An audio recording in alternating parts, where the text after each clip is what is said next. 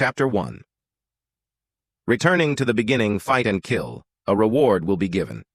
If you are lazy, you will die. The god named the bizarre world and started to slowly pour in the life forms he created. As I expected, only one person can go back to the past. Do we need to have a popularity vote? Keldian, one of the 4 people who were standing in front of the crystal and who had a golden book, muttered while looking around the crystal. A great tool that is said to have the mythical power of sending one to the past, and the last remaining hope of the humankind which entered the abyss 50 years ago and perished. A man in the corner with a massive sword spoke out at those words. "I'm going. The strongest person should go." Keldian laughed at those words. "Kangtae, you've just been lucky and gotten strong by stuffing runes and items. It'll be much better if I go." Keldian, I acknowledge your intellect, but there were numerous occasions of disagreements when you clowned around with it. I shall go instead. Keldian stared at Eris and then laughed. Eris, you're too naive. Thinking of the troubles underneath you, you disqualify as well. The 3 who were arguing stopped and stared into the distance. Huge dragons that showed off their massive bodies were flying with incredible speed. The temple in which the crystal resided and the woman who saw the real owners of the crystals, Eris, spoke out with a bittersweet face. It seems like it isn't the time to argue. The fact that the dragons were flying here means that the forces they used to buy time have all been annihilated. If those had died, these 4 were the last of mankind. The Golden Dragon race was one of the top ruling classes even in the abyss. They weren't opponents for the dragons as they struggled just to get this far. Eris sighed with a regrettable face and spoke while looking at the man with a black hair sitting in the corner. Although it feels a little unfair, there's no other way. Hansu, you go. Everyone agrees? At those words, Kangtae and Keldian held a reluctant face, then sighed as well. Can I really not go? I have confidence I can do well. All right, don't look at me like that, petty ones. Kangtae planed with an extremely pitiful face. Then Hansu sighed with a tired look. Can I stop fighting now? Hansu shook his head. 50 years since the Great War between the original races who had been dragged into the abyss. The survivors had to fight rigorously every day for 50 years, just to survive. I've fought too long, Hansu shook his head, as if it's all right to die like this. But Eris's head shook with a firm look. You are the one who has to go. The 4 people here, including herself, arrived this far because they were the most outstanding of the 7 billion people. They had confidence to do better if they returned to the past, and to do so, they needed another chance. But everyone knew inside. He's the one who has to go. The ruler classes of Abyss were so strong that even if they went back in time, they didn't have a complete guarantee that they could win against them. However, he started 20 years after they did, yet he stood shoulder to shoulder with them. If he had bloomed his unique potential a little earlier, no, 5 years earlier, then they wouldn't have been pushed back this far. Hansu looked at the 3 and then spoke out. Say something. I should at least listen to the last words of my friends. If it was anybody else, it wouldn't have mattered, but how could he ignore their words? As Hansu watched the 3 with a regrettable look, Kangtae spoke out first. You. If you have the chance to acquire my runes and items, take them all and use them. Huh? Don't I give them to the you of the past? Hansu asked with a surprised face. His items and runes were immeasurable to the point that his nickname was Fate Creator, to the point where a huge problem between them occurred. Yeah, it's better that you use them instead of me. If you're going to do something, do it right. Hansu nodded at those words. Eris, what about you? Don't fling off people who approach you just because it's annoying and take care of them. I will try. Oh, Aeon, you're going to save humanity, aren't you? Think about how cool it is. Listen to the leader. Well, if the situation allows it. Sigh. Hansu turned his back to the sighing Eris as he asked Keldian last. Keldian, what about you? Oh, by the way, I have no confidence in using my brain as well as you. I have no confidence in collecting all the skills you use either. Keldian replied with a cold face. I don't have much. If you go back to the past, get rid of those cockroaches who will only be of harm during the Great War. And that light monarch. Kill him for sure.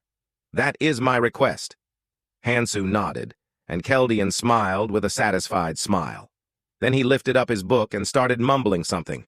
Then shining light bursted out of the crystal and surrounded Hansu as he disappeared with the light. "I should rest now." They wanted to go, but they also wanted to rest. They didn't know their true feelings, so they said no in case they regretted it, since this chance is literally the last chance. However, since it was decided and he was sent off, they clearly knew their true feelings, since their minds were now at rest. At the same time, they felt bad for Hansu. "Take care. We leave it up to you." The three watched the disappeared Hansu as they smiled with a mix of regret and relief. Soon the energy blasted out by the golden dragons swept them from above like a storm. Ed's note. We've just started, June 2016, building a wikia. Don't hesitate to contribuct as you read along. Chapter 2. Tutorial 1. Hansu's 5 senses, which had been frozen from the light, quickly started to recover. It succeeded, but is my head supposed to hurt this much? He knew. He instinctively knew that he had really returned to the past. Hansu shook off his headache and checked his surroundings. What time have I come back to? He needed to know exactly when in the past he had come back to. If he had come back too late, then the whole thing would be pointless.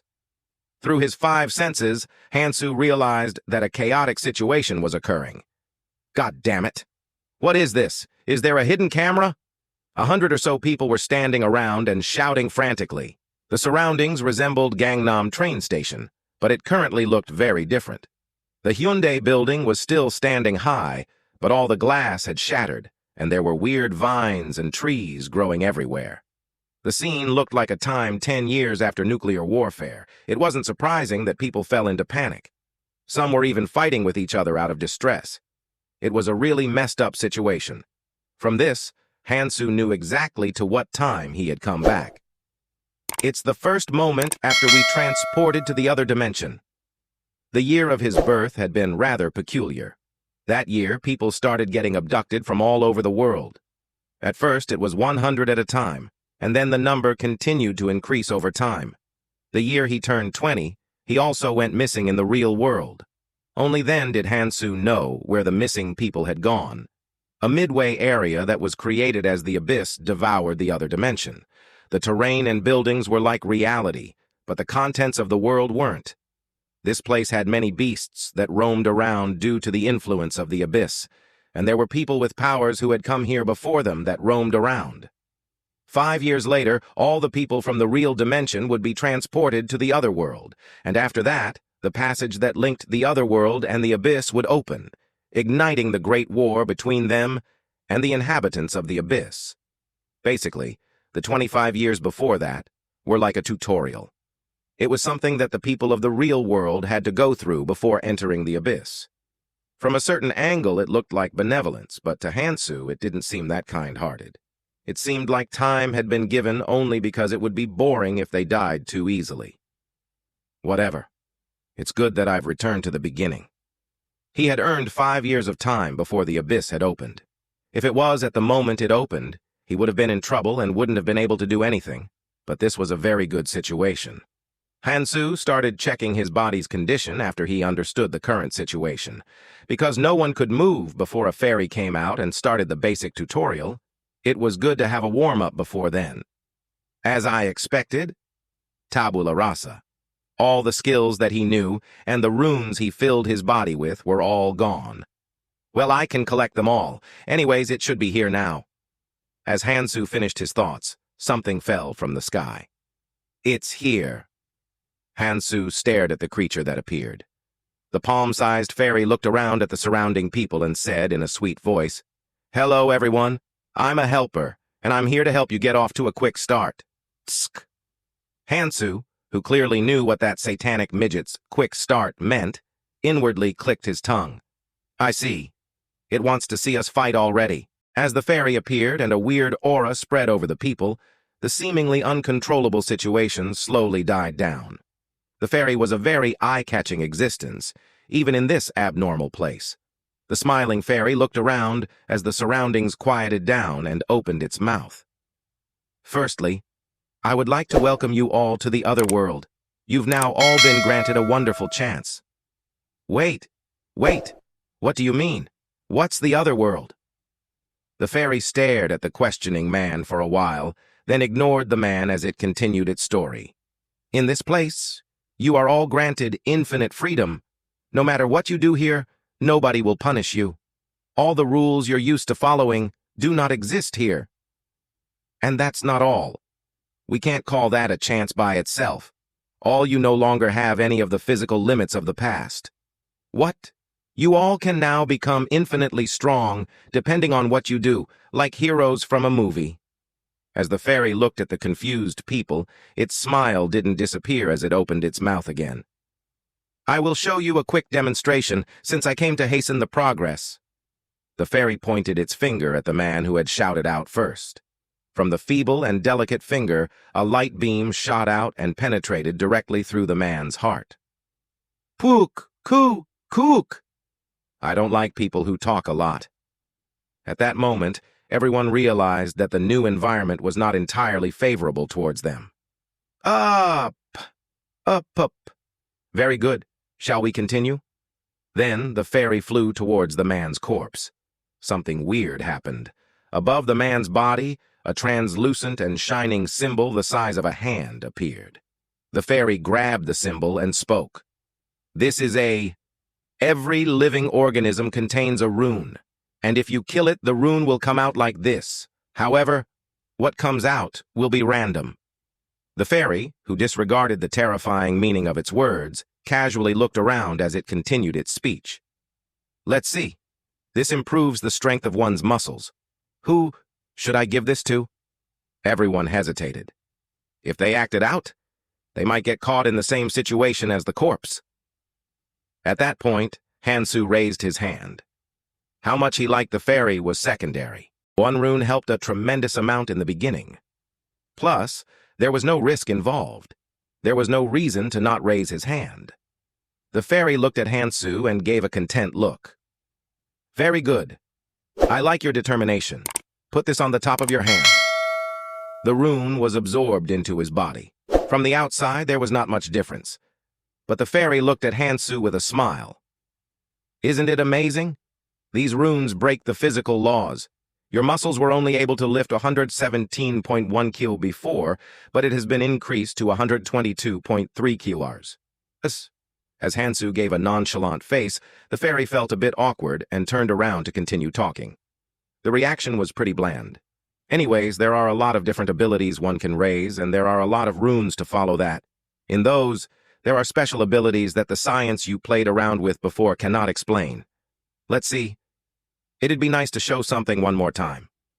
The fairy looked around. Everyone got frightened and shriveled up from the fairy's expression of hunting for prey. That expression was too accurate. It wanted to kill another person as an experiment to get another rune. The fairy shrugged its shoulders as it looked around. Let's stop. I like the number 100. Anyways, keep that in mind. There is nothing bad about any rune that raises any characteristic. If you want to be strong from now on, you need to collect a lot of runes. Your muscles won't improve no matter how many push-ups you do. At those words, everyone started to look around and slowly backed up. If they were killed, a rune would come out and would strengthen someone else. They could all imagine what would happen in the worst situation. The fairy enjoyed the weird atmosphere as it smiled contently and opened its mouth. If you touch your right ear, you can see which runes you have. Humans seem to like things in numbers, so we implemented this 15 years ago. You just need to know that the average human stat is 10. At these words, everyone started touching their ears. Kang Hansu. Strength, 11. Stamina, 9. Strength was increased by 1. A simple and crappy configuration, but everyone was like this at first. It would be weird if normal people had mana. As one hunted and collected runes, their mana, magic, physical defense, and magic resistance would be added. It didn't matter if the hunted were humans or beasts. He would probably be around 17, Hansu mumbled as he saw a muscular man in the distance. A well-trained body. At this point, he's a high ranker among these people, 11 and 17 were only different by about 1.5 times, but it was not that simple. However, he would be in a superior situation in the beginning with that much strength. It'd be a lot for a woman to have a 3 or 4. The fairy smiled and spoke as it looked at the commotion. The starting line may be unfair, but where you used to live was like that too, right? Well, I will give you all a bonus, so don't be sad. The fairy touched its butt as it spoke. Everyone started touching their butts without thinking. Something was there. They saw what came out of their pockets, and their faces turned white. A sharp dagger, which hadn't existed before they arrived, came out of each person's pocket. Normally, this would have been very reassuring, but the thought of becoming prey for items and the fact that the person next to them also had a dagger was not pleasant at all. The fairy laughed as it watched. You'll at least need those to do something. Forget about the past and take the chance that was given to you. The tutorial I created will begin now, so good luck. The fairy disappeared into a hole that had suddenly appeared. As the fairy disappeared, people started to mumble. A tutorial? Everybody was still tense from the words of a murderous being when a sound started from somewhere. As everybody was on alert, they looked towards the origin of the noise. Kyak! Tiny green monsters with deformed looks appeared. Goblins? As everyone recognized them from the movies, their faces twisted with fear. The fairy had appeared and told them something. It was a tutorial. It seemed simple, but the words of the fairy could not be so simple. There were more than 200 goblins. Although there were 100 people, and the goblins were only half their size, it was impossible to stand still with a calm mind. However, it seemed like the goblins had the same thoughts, as they only stared back at them fiercely, but didn't approach them. In this tense situation, somebody quietly spoke from the back. Don't irritate them, and slowly move backwards. Everyone nodded at those words. They all silently came to a consensus. They saw it in the news. No matter what you could do, always run away if the opponents had sharp objects in their hands. They also had daggers, but who would want to fight sword to sword with those things? However, Hansu shook his head. Those things were really evil-minded. How could they just throw in a few midgets and call it a tutorial? Huh? As they walked back slowly, somebody stopped and moaned. Somebody got frustrated and spoke out. What are you doing? Keep moving! We need to get away! The man replied to those words. No, this is weird. Something is here, in midair. What? People started hurrying backwards at those words, and then they shouted in frustration. Fuck! What is this? It's blocked! Here too! People started hitting the wall as they shouted. At that point, somebody pointed something out. Hey, this thing is slowly moving towards us. What? People started leaning against the wall. They all frowned. The wall was slowly pushing them back. Keek! As they heard the cries from far away, they looked in that direction. At that location, the goblins were also getting pushed towards them. As the invisible wall kept pushing them, they grew frustrated and started hacking away at the void, but nothing happened. Cock! Fuck! As they saw the goblins staring at them, the people gripped their daggers more tightly. At this point, they had to fight no matter what. At that moment, somebody fell to the other side. Huh? What? How did you get there? I don't know. It just happened to be over here? One person got through the clear wall, and in the air where the man passed through, a number came up. 49? As people mumbled, somebody looked around and quickly ran towards that location. The number changed. At that point, everyone had realized the truth. 50 people could leave. The remaining 50 had to fight with those things.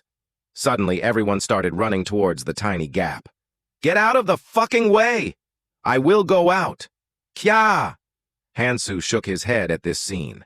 If 100 people fought seriously, they could probably win. Most might die, but at least 20 would survive. But if this happened, the story changes. In reality, as the goblins saw the people fighting with each other, their eyes shone, and they started running towards the people. When Hansu had first come here, 40 of them had died to the goblins. First clear up the situation, then move to the next stage. There were too many things to do. As he made his decision, his whole body started wriggling around as his muscles tensed up.